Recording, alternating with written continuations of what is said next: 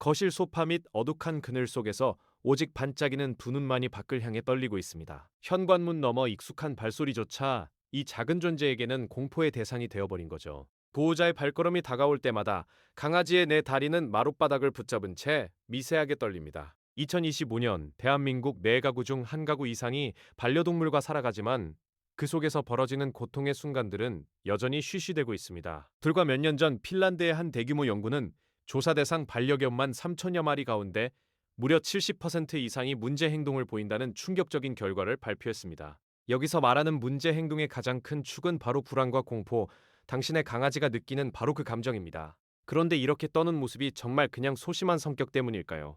동물행동의학 전문가들은 겁이 많은 강아지를 보호자의 과잉보호가 만들어낸 결과물이라고 단정짓지 않습니다. 충북대 김선아 교수의 최신 연구 발표에 따르면 반려견의 불안과 공포증은 연약한 마음이 아니라 명백한 의학적 치료 대상입니다. 보호자가 잠시 집을 비운 텅 빈 거실, 혼자 남겨진 강아지가 소파 방석을 온통 물어뜯으며 필사적으로 하울링을 시작합니다. 이 모습은 자신을 둔 보호자에 대한 원망이 아니라 극도의 공포에 중추신경이 마비되어 통제 불능 상태에 빠진 응급 상황에 가깝습니다. 심히 말을 새 없이 헐떡이는 입, 자신의 몸을 감추기 위해 파고든 좁은 가구 틈, 이 모든 것이 의지로는 어쩔 수 없는 신경계의 과민 반응인 셈이죠. 그렇다면 도대체 무엇이 이 생명체를 그토록 극심한 공포로 내모는 것일까요? 모든 포유류에게는 세상을 긍정적으로 받아들이는 법을 배우는 결정적 사회화 시기라는 것이 존재합니다. 강아지에게 이 시기는 생후 3주에서 14주 사이로 이 찰나의 황금기 동안 낯선 사람과 사물 소리를 만나지 못하면 평생 그것을 두려움의 대상으로 여기게 됩니다. 햇살 좋은 오후 6마리 강아지들이 장난감을 두고 탁 트인 마당에서 되꿀며 안전하게 사회성을 배우는 풍경을 상상해 보십시오. 불행하게도 이 시기를 보호자와 단둘이 혹은 좁은 팩숍 진열장 안에서만 보낸 강아지의 뇌는 세상이라는 프로그램 자체를 위험으로 코딩하고 맙니다. 여기에 더해 지진이나 버려짐 같은 정신적 외상까지 겹친다면 특정 손길이나 비슷한 소리만 들어도 자동으로 감정 방어 회로가 폭발해버리게 됩니다. 이미 지나가버린 사회화 시기 때문에 우리 강아지가 평생 떨어야 한다는 뜻일까요? 절망하기에는 이릅니다.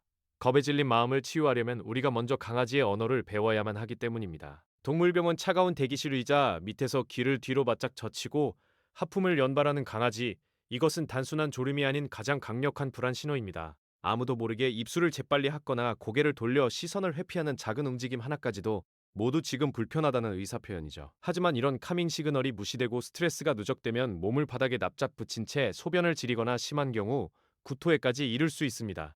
이 작은 신호들은 보호자를 향한 진심 어린 구조 요청이며 우리가 반드시 읽어내야 할 마지막 대화 통로입니다. 이제 강아지의 신호를 읽는 법을 알았으니 본격적으로 공포를 극복할 준비가 되었습니다. 세상 모든 소리가 폭력으로 느껴지는 강아지에게 가장 먼저 필요한 것은 외부와 완전히 단절된 안전한 피난처 하나입니다. 그곳은 어둡고 조용해서 아무도 자신을 해치지 못할 거라는 확신을 주는 공간이어야 하고 그 문턱을 넘는 순간만큼은 결코 누구도 간섭해서는 안 됩니다. 그리고 이 평온을 깨뜨리지 않는 가장 강력한 안전장치는 다름 아닌 보호자의 일관되고 차분한 태도입니다. 보호자가 먼저 불안해하며 강아지를 과하게 달래는 행동은 오히려 이 상황이 정말 위험한 것이 맞다는 확정 편향을 심어줄 뿐이죠. 이렇게 환경만 조성해도 강아지의 경계 수준이 눈에 띄게 내려가지만 교정을 위해서는 또 하나의 중요한 단계가 남아 있습니다. 이 작은 생명에게 세상이 그렇게 무섭지 않다고 가르치는 공식적인 훈련이 필요합니다. 오늘부터 시작하는 탈감작 훈련은 무서운 자극을 아주 낮은 강도부터 천천히 반복 노출시키는 과학적 루틴입니다. 예를 들어 청소기 소리에 공포를 느끼는 강아지라면 먼저 아주 작게 녹음된 청소기 소리를 들려주면서 최고급 간식을 하나 건네는 겁니다. 이렇게 무서운 소리와 좋은 기억을 반복적으로 연결시키면 강아지의 뇌는 그 소리를 더 이상 공포가 아닌 보상의 신호로 재학습합니다. 중요한 것은 훈련사의 말처럼 절대 무리해서는 안 된다는 점, 강아지의 불안한 바디랭귀지가 보이면 즉시 훈련을 멈추고 다시 한 단계 낮춰야 합니다. 하지만 이 모든 노력에도 불구하고 강아지가 숨조차 제대로 쉬지 못할 정도로 심하게 떤다면 어떻게 해야 할까요? 실제로 몇몇 반려견은 중추신경의 각성 수준이 너무 높아 훈련 자체가 불가능한 병리학적 공포 상태에 빠져 있기도 합니다. 충북대 김선아 교수는 이런 상황을 동물복지에 위배되는 응급 상황으로 규정하며 의사가 판단하는 안전한 수준에서 적극적인 약물 치료가 반드시 병행돼야 한다고 강조했죠.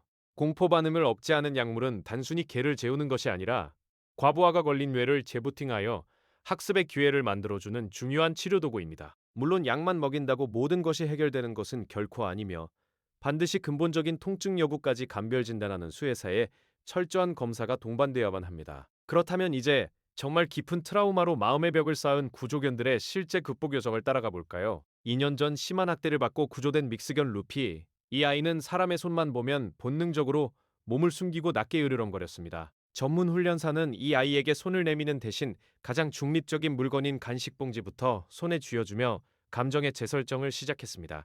그렇게 매일 하루 3번씩 5분이라는 짧은 시간 동안 손끝에 닿을락 말락한 거리를 유지하며 간식을 주던 보호자의 손은 마침내 공포가 아닌 따뜻한 신뢰의 대상으로 바뀌었습니다. 몇 달 후 루피가 스스로 다가와 보호자의 품에 멀리를 파묻던 그 순간의 감동은 모든 시간과 노력을 보상하고도 남았을 겁니다. 이것은 결코 동화 속 이야기가 아니라 올바른 원칙과 인내만 있다면 누구나 만들어낼 수 있는 현실입니다. 이제 마지막으로 이 모든 여정에서 가장 중요한 존재, 바로 보호자 여러분의 역할에 대해 말씀드리겠습니다. 내 힘만으로는 부족하다고 느껴진다면 지금 당장 거주하는 지자체의 서비스를 검색해 보시기 바랍니다. 서울 강남구의 반려견 행동교정 아카데미처럼 놀랍게도 전국 다수의 지자체에서 수의사와 전문 훈련사의 맞춤형 상담 서비스를 무료로 제공하고 있습니다.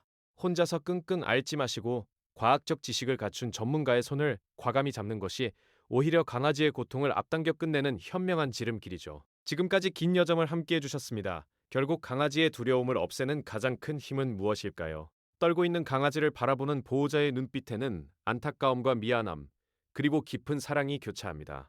김선아 교수는 오늘날의 불안과 공포 또한 사람과의 교감을 선택한 이 작은 존재들이 지불하는 진화의 목일지도 모른다고 말합니다. 그러니 성격 탓이라는 편견을 거두고 이것이 질병이라는 사실을 온전히 인정하는 것부터 진정한 치유는 시작됩니다. 더딘 속도에 조바심이 나고 퇴보하는 날에도 실망하지 않을 무한한 인내만이 이 검은 터널 끝의 유일한 등불입니다. 당신의 그 사랑이면 충분합니다. 오늘 저녁 산책에서 돌아와 편안히 누운 강아지의 눈을 한 번 더 오래 바라봐 주세요.